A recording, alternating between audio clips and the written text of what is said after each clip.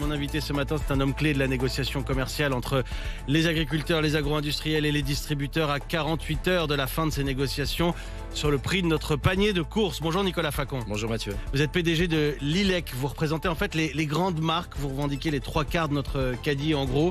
On va parler de la guerre des prix en rayon. Mais d'abord un mot quand même de ce qui s'est passé hier soir de l'autre côté de l'Atlantique. On écoute Donald Trump. L'Union européenne a été conçue pour emmerder les Américains. Il promet des droits de douane de 25% sur nos produits. Alors vous qui représentez parmi les marques, on va citer Le Sieur, Fleury Michon, Pernod Ricard, Bic, L'Oréal aussi. Pour reprendre son vocabulaire, là, concrètement, les Américains vont nous emmerder là. Mais en fait, on est dans une séquence quand même hallucinante depuis un mois et demi. Chaque nouvelle, tous les jours, il y a des nouvelles pires les unes que les autres. Et je pense que c'est la fin de la naïveté, en fait. On voit bien que l'Europe, aujourd'hui, elle est prise entre deux feux. La Chine d'un côté et les États-Unis de l'autre. Et si on fait rien, si on n'a pas une Europe forte et une France forte, on va se faire bouffer par ces deux blocs-là. Donc, les annonces de Trump, 25% sur les produits européens, ça va toucher nos exportations. Vous avez cité des marques et des industriels de spiritueux et les vins en premier. Donc, toute l'agriculture, la viticulture qui exporte aux États-Unis va être touchée.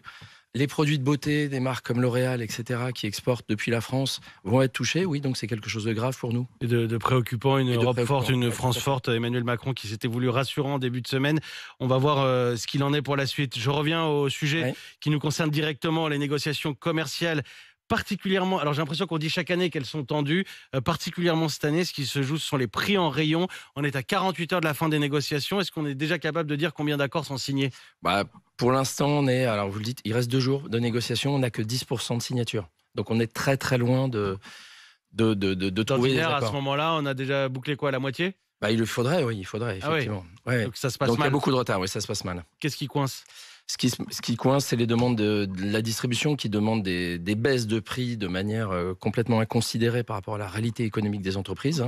Les entreprises, elles ont un peu d'inflation sur leurs coûts de production et aujourd'hui, on fait face à des distributeurs qui demandent des baisses. Ils demandent des baisses de prix là où vous avez des hausses de coûts de production. On a des hausses de coûts de production et notamment sur les produits agricoles. Vous savez que la loi protège normalement la part du prix qui est liée aux matières premières agricoles pour soutenir le revenu des agriculteurs. Donc ça, c'est les lois Egalim qui datent depuis les années 2017. C'était les États généraux de l'agriculture.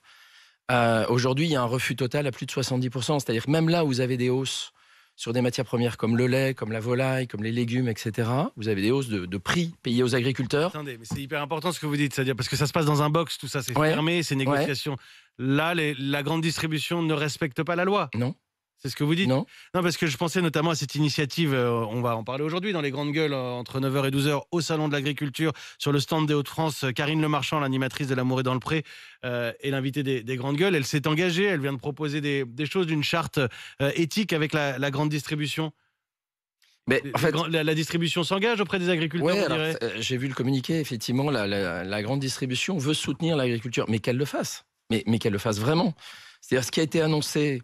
Au mieux, c'est des mesurettes, parce que finalement, ça va concerner quelques centaines, quelques milliers d'agricultures.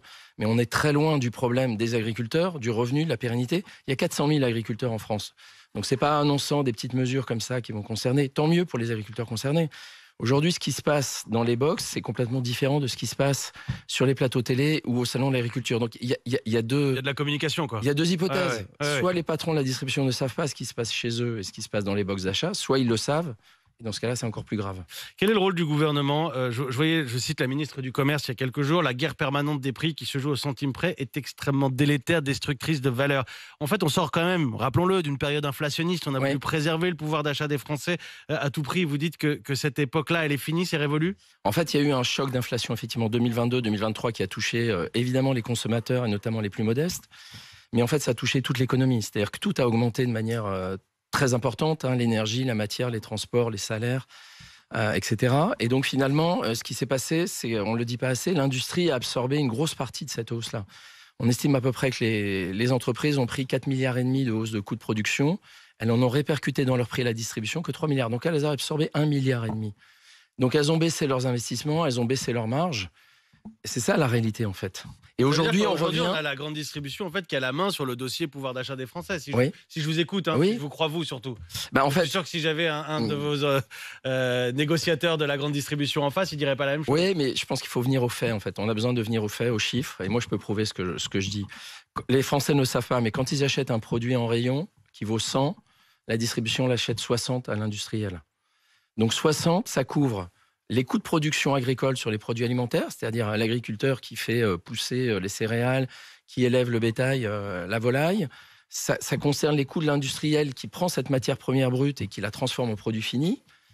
Et de l'autre côté, la distribution prend 40% de marge pour simplement amener le produit de la plateforme jusqu'au rayon des magasins. Donc on voit que le déséquilibre, il est complètement le partage de la valeur, il est complètement déséquilibré au profit de la grande distribution. On est sorti de l'inflation, vous dites ça suffit. Aujourd'hui, qu'est-ce qui va se passer là? On est à 48 heures, il n'y a que 10% d'accords signés. Ce qu'il faut comprendre que certains produits, vous allez faire le choix de ne pas les avoir en rayon.